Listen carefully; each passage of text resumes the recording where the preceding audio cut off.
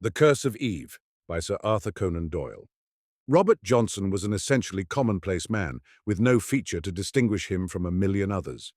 He was pale of face, ordinary in looks, neutral in opinions, 30 years of age, and a married man.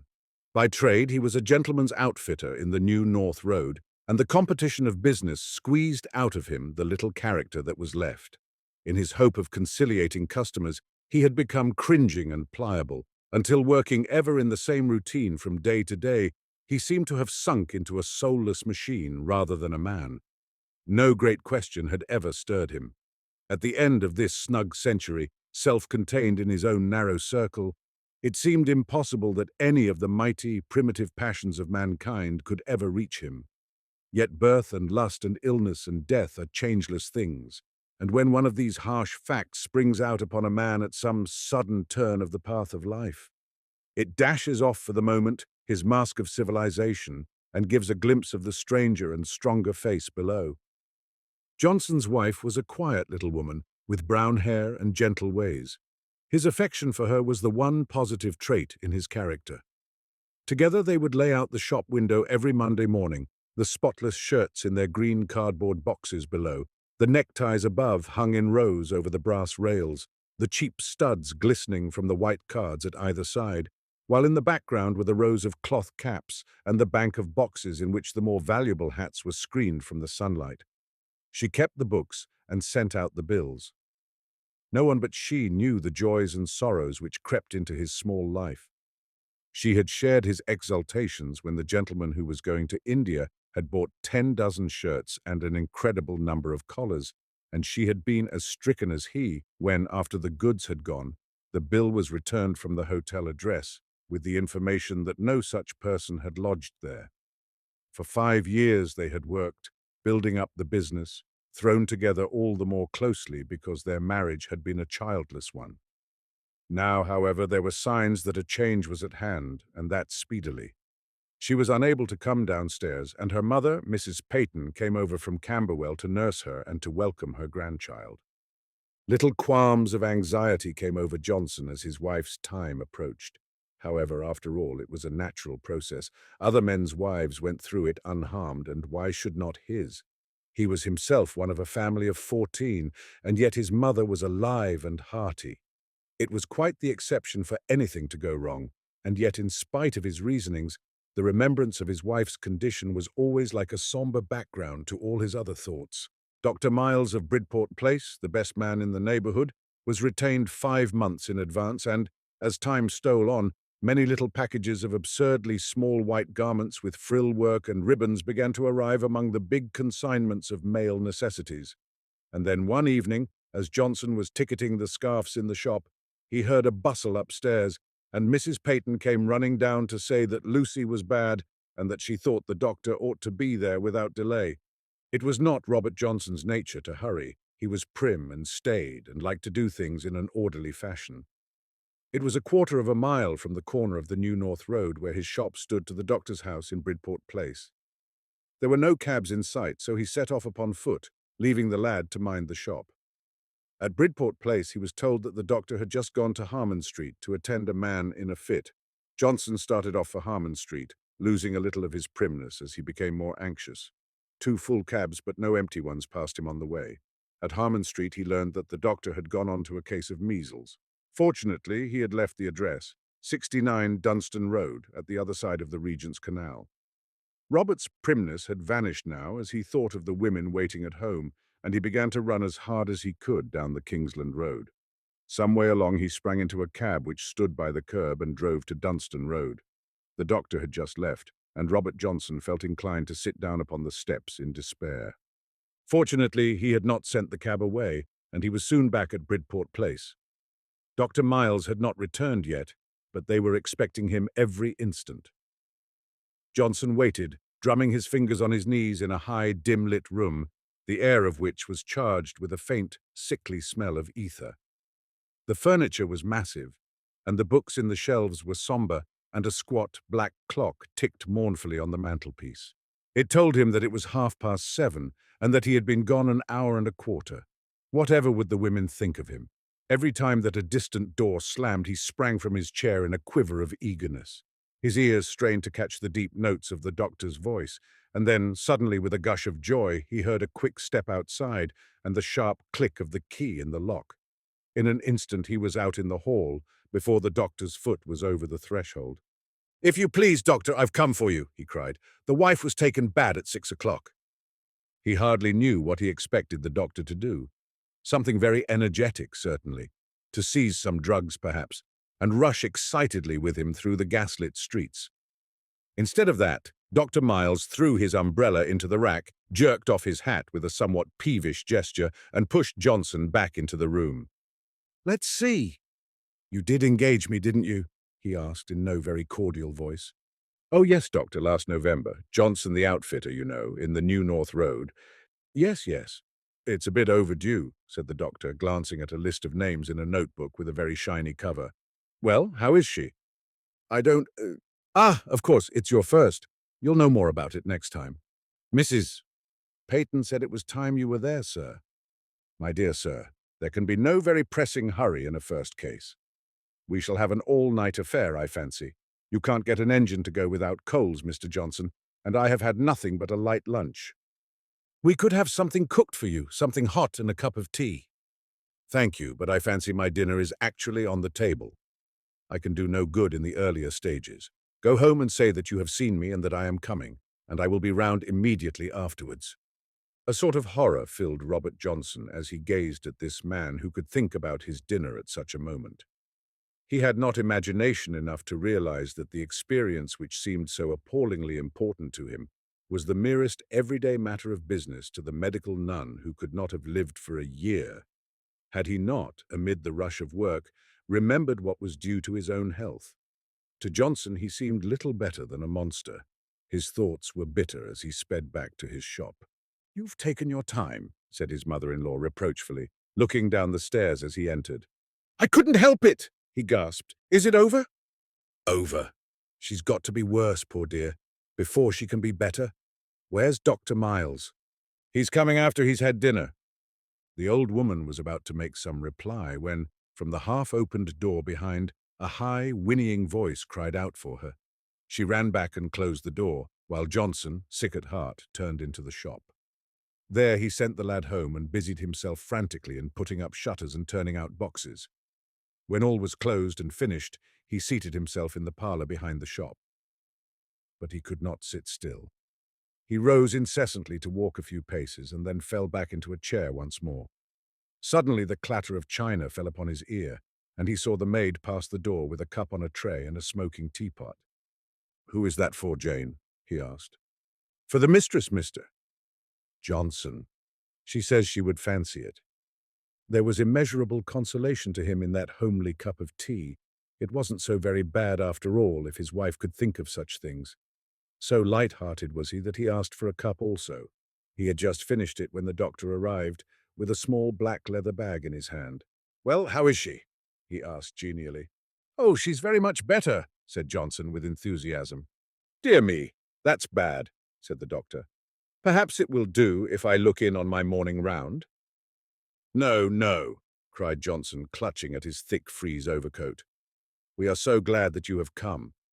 And doctor, please come down soon and let me know what you think about it." The doctor passed upstairs, his firm, heavy steps resounding through the house. Johnson could hear his boots creaking as he walked about the floor above him, and the sound was a consolation to him. It was crisp and decided, the tread of a man who had plenty of self-confidence. Presently, still straining his ears to catch what was going on, he heard the scraping of a chair as it was drawn along the floor, and a moment later he heard the door fly open and someone come rushing downstairs. Johnson sprang up with his hair bristling, thinking that some dreadful thing had occurred, but it was only his mother-in-law, incoherent with excitement and searching for scissors and some tape. She vanished again, and Jane passed up the stairs with a pile of newly aired linen. Then, after an interval of silence, Johnson heard the heavy, creaking tread, and the doctor came down into the parlour. "That's better," said he, pausing with his hand upon the door. "You look pale, Mr. Johnson." "Oh, no, sir, not at all," he answered deprecatingly, mopping his brow with his handkerchief. "There is no immediate cause for alarm," said Dr. Miles. "The case is not all that we could wish it. Still, we will hope for the best." "Is there danger, sir?" gasped Johnson. "Well, there is always danger, of course. It is not altogether a favorable case, but still it might be much worse. I have given her a draft. I saw as I passed that they have been doing a little building opposite to you. It's an improving quarter. The rents go higher and higher. You have a lease of your own little place, eh?" "Yes, sir. Yes," cried Johnson, whose ears were straining for every sound from above, and who felt none the less that it was very soothing that the doctor should be able to chat so easily at such a time. "That's to say, no, sir, I am a yearly tenant." "Ah, I should get a lease if I were you. There's Marshall, the watchmaker, down the street. I attended his wife twice and saw him through the typhoid when they took up the drains in Prince Street. I assure you his landlord sprung his rent nearly 40 a year and he had to pay or clear out." "Did his wife get through it, Doctor?" "Oh, yes, she did very well." "Hello, hello!" He slanted his ear to the ceiling with a questioning face and then darted swiftly from the room. It was March, and the evenings were chill, so Jane had lit the fire, but the wind drove the smoke downwards and the air was full of its acrid taint. Johnson felt chilled to the bone, though rather by his apprehensions than by the weather. He crouched over the fire with his thin white hands held out to the blaze. At 10 o'clock, Jane brought in the joint of cold meat and laid his place for supper, but he could not bring himself to touch it. He drank a glass of the beer, however, and felt the better for it. The tension of his nerves seemed to have reacted upon his hearing, and he was able to follow the most trivial things in the room above. Once, when the beer was still heartening him, he nerved himself to creep on tiptoe up the stair and to listen to what was going on. The bedroom door was half an inch open, and through the slit he could catch a glimpse of the clean-shaven face of the doctor, looking wearier and more anxious than before.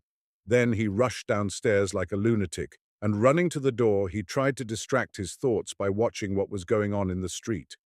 The shops were all shut, and some rollicking boon companions came shouting along from the public house. He stayed at the door until the stragglers had thinned down, and then came back to his seat by the fire. In his dim brain, he was asking himself questions which had never intruded themselves before. Where was the justice of it? What had his sweet, innocent little wife done that she should be used so? Why was nature so cruel? He was frightened at his own thoughts, and yet wondered that they had never occurred to him before. As the early morning drew in, Johnson, sick at heart and shivering in every limb, sat with his great coat huddled round him, staring at the grey ashes and waiting hopelessly for some relief. His face was white and clammy, and his nerves had been numbed into a half-conscious state by the long monotony of misery. But suddenly all his feelings leaped into keen life again as he heard the bedroom door open and the doctor's steps upon the stair. Robert Johnson was precise and unemotional in everyday life, but he almost shrieked now as he rushed forward to know if it were over. One glance at the stern, drawn face which met him showed that it was no pleasant news which had sent the doctor downstairs. His appearance had altered as much as Johnson's during the last few hours.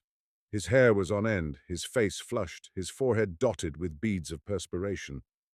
There was a peculiar fierceness in his eye, and about the lines of his mouth, a fighting look as befitted a man who for hours on end had been striving with the hungriest of foes for the most precious of prizes.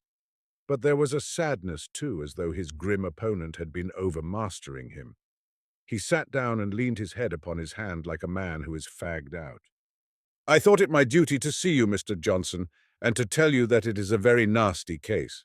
Your wife's heart is not strong, and she has some symptoms which I do not like. What I wanted to say is that if you would like to have a second opinion, I shall be very glad to meet anyone whom you might suggest." Johnson was so dazed by his want of sleep and the evil news that he could hardly grasp the doctor's meaning. The other, seeing him hesitate, thought that he was considering the expense. "Smith or Hawley would come for 2 guineas, said he, "but I think Pritchard of the City Road is the best man." "Oh, yes, bring the best man," cried Johnson. "Pritchard would want 3 guineas. He is a senior man, you see." "I'd give him all I have if he would pull her through. Shall I run for him?" "Yes, go to my house first and ask for the green baize bag. The assistant will give it to you. Tell him I want the ACE mixture. Her heart is too weak for chloroform. Then go for Pritchard and bring him back with you. It was heavenly for Johnson to have something to do and to feel that he was of some use to his wife. He ran swiftly to Bridport Place, his footfalls clattering through the silent streets, and the big, dark policemen turning their yellow funnels of light on him as he passed. Two tugs at the night bell brought down a sleepy, half-clad assistant who handed him a stoppered glass bottle and a cloth hag which contained something which clinked when you moved it. Johnson thrust the bottle into his pocket, seized the green bag, and pressing his hat firmly down, ran as hard as he could set foot to ground until he was in the city road, and saw the name of Pritchard engraved in white upon a red ground. He bounded in triumph up the 3 steps which led to the door, and as he did so, there was a crash behind him. His precious bottle was in fragments upon the pavement.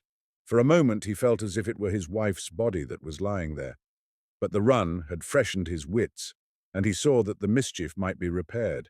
He pulled vigorously at the night bell. "Well, what's the matter?"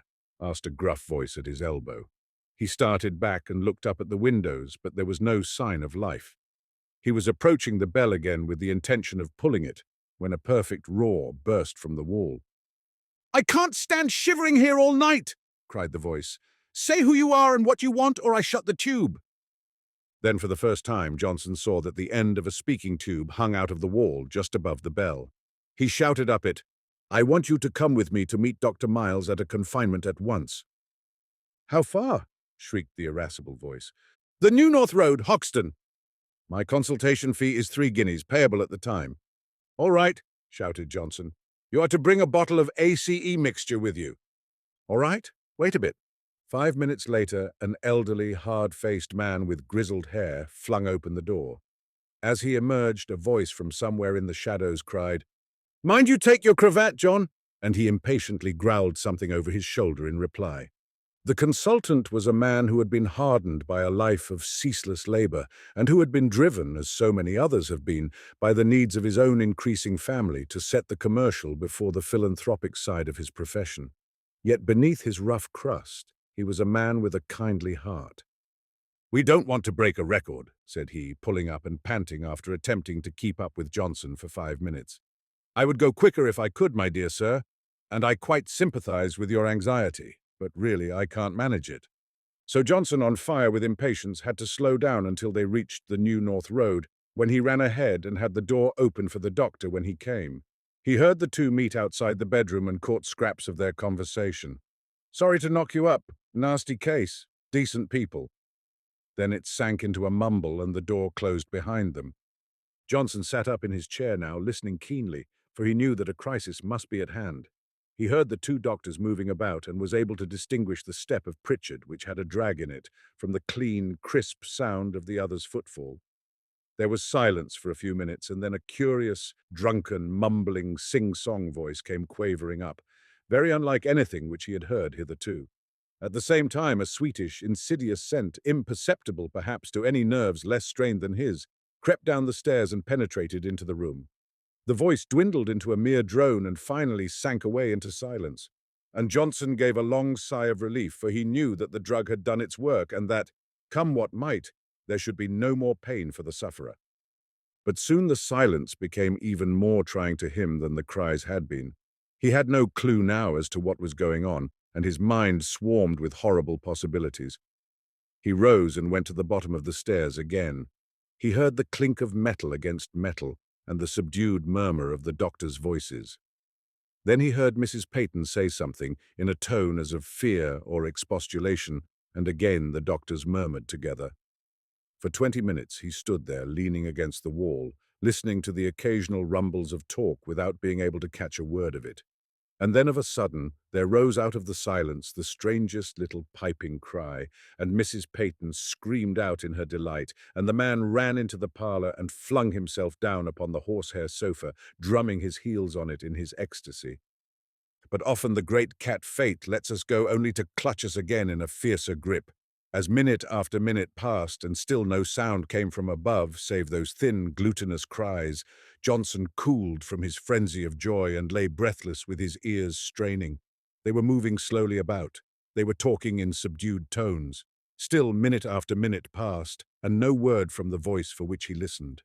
His nerves were dulled by his night of trouble, and he waited in limp wretchedness upon his sofa. There he still sat when the doctors came down to him, a bedraggled, miserable figure with his face grimy and his hair unkempt from his long vigil. He rose as they entered, bracing himself against the mantelpiece. "Is she dead?" he asked. "Doing well," answered the doctor. And at the words, that little conventional spirit, which had never known until that night the capacity for fierce agony which lay within it, learned for the second time that there were springs of joy also which it had never tapped before. His impulse was to fall upon his knees, but he was shy before the doctors. "Can I go up?" "In a few minutes." "I'm sure, doctor, I'm very—" He grew inarticulate. "Here are your 3 guineas, Dr. Pritchard." "I wish they were 300. "So do I," said the senior man, and they laughed as they shook hands. Johnson opened the shop door for them and heard their talk as they stood for an instant outside. "Looked nasty at one time." "Very glad to have your help." "Delighted, I'm sure." "Won't you step round and have a cup of coffee?" "No, thanks. I'm expecting another case." The firm step and the dragging one passed away to the right and the left. Johnson turned from the door still with that turmoil of joy in his heart. He seemed to be making a new start in life. He felt that he was a stronger and a deeper man. Perhaps all this suffering had an object then. It might prove to be a blessing both to his wife and to him. The very thought was one which he would have been incapable of conceiving 12 hours before. He was full of new emotions. If there had been a harrowing, there had been a planting too. "Can I come up?" he cried, and then, without waiting for an answer, he took the steps 3 at a time. Mrs. Peyton was standing by a soapy bath with a bundle in her hands. From under the curve of a brown shawl there looked out at him the strangest little red face with crumpled features, moist, loose lips, and eyelids which quivered like a rabbit's nostrils. The weak neck had let the head topple over, and it rested upon the shoulder. "Kiss it, Robert!" cried the grandmother. "Kiss your son!" But he felt a resentment to the little, red, blinking creature. He could not forgive it yet for that long night of misery. He caught sight of a white face in the bed, and he ran toward it with such love and pity as his speech could find no words for. "Thank God it is over, Lucy dear. It was dreadful, but I'm so happy now. I never was so happy in my life." Her eyes were fixed upon the brown bundle. "You mustn't talk," said Mrs. Peyton. "But don't leave me," whispered his wife. So he sat in silence with his hand in hers. The lamp was burning dim, and the first cold light of dawn was breaking through the window. The night had been long and dark, but the day was the sweeter and the purer in consequence. London was waking up. The roar began to rise from the street. Lives had come and lives had gone, but the great machine was still working out its dim and tragic destiny.